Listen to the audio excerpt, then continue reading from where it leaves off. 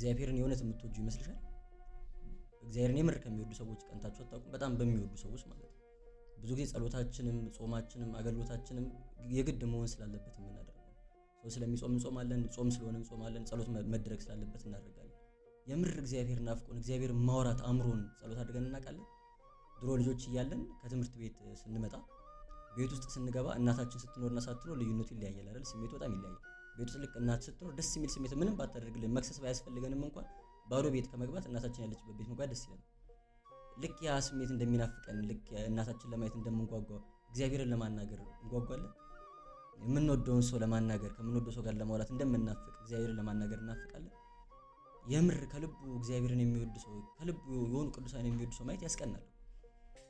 ጸሎታችንም አገልግሎታችንም ሁሉ ነገራችንም የግድ መደረግ ስላለበት የምናደርገው እንጂ የምር ፍቅር ኖሮን የምናደርገው አይደለም። ብዙዎቻችን መንግስተ ሰማያት ባትኖር እግዚአብሔርን እናፍቀዋለን። እሱም አይመግበን እሱም አይጠብቀን ቢሆን ከሱ ምንም የምናገኘው ነገር ባይኖር ናፍቆን ጓጉተን እንሄዳለን። በእግዚአብሔርና በእኛ ፍላጎት መካከል በእኛ ምርጫ መካከል መምረጥ ሲኖርብን የምር እግዚአብሔርን እንመርጣለን። ከራሳችን አጉድለን ከራሳችን ቀንሰን ፍቅራችን ይውሸት። የእውነት እግዚአብሔርን መውደድ ካልቻለን ደግሞ ጥቅም የለም። እግዚአብሔርን ማፍቀር እግዚአብሔርን መውደድ መቻል ሁሉ መጀመሪያ የሰጠችን ሕግ እኮ ናት። ጌታችንን መጣና አንዱ ፈሪሳዊ ጌታ ሆይ ከሕግ ሁሉ የምትበልጠው ሕግ የትኛዋ ናት ብሎ ጠየቀው። ጌታችን ሲመልስለት ጌታ አምላክን እንደ ነፍስ አድርገው ውደድ፣ በሙሉ ኃይል በሙሉ ጉልበት ውደድ የሚለው ሕግ ይበልጣል አለ። አይታችሁ ከሆነ ግን 10 ትእዛዛት ላይ እንደዛ የሚል ሕግ የለም። ጌታችን እንደዛ ያለው የ10 ትእዛዛትን ስንጠቀላቸው ወይ ፍቅር እግዚአብሔር ወይ ፍቅር ቢጽ ከዚህ ቀጥሎ ደግሞ እግዚአብሔር ውደድ ከሚለው ሕግ ቀጥሎ ደግሞ ባልንጀራ እንደራስ አድርገው ውደድ የሚለው ሕግ ይበልጣል ብሎ ጌታችን እንዳስተማረ ማለት ነው። እግዚአብሔርን ከልቡ መውደድ የቻለ ሰው ሁሉን ነገር ማሸነፍ ይችላል።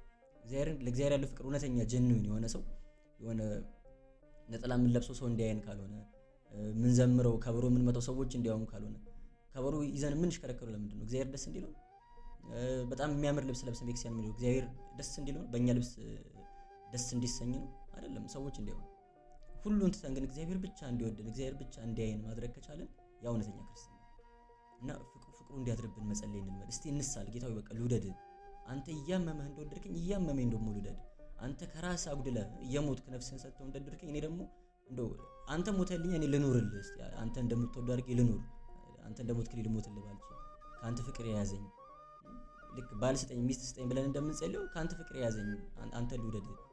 አንተ የምትወደው አይነት ሰው ልሁን። አባቶቼ እንደወደዱ ልውደድ፣ ቅዱሳኑ እንደወደዱ ልውደድ፣ ሊቃውንቱ እንደወደዱ ልውደድ፣ እናት ድንግል ማርያም እንደምትወደድ ልውደድ ብለን ወደ እግዚአብሔር መጸለይ ያስፈልጋል። እውነተኛ ፍቅር ለእግዚአብሔር ያለው ሰው ሌላ ምንም ነገር ሊከብደው ስለማይችል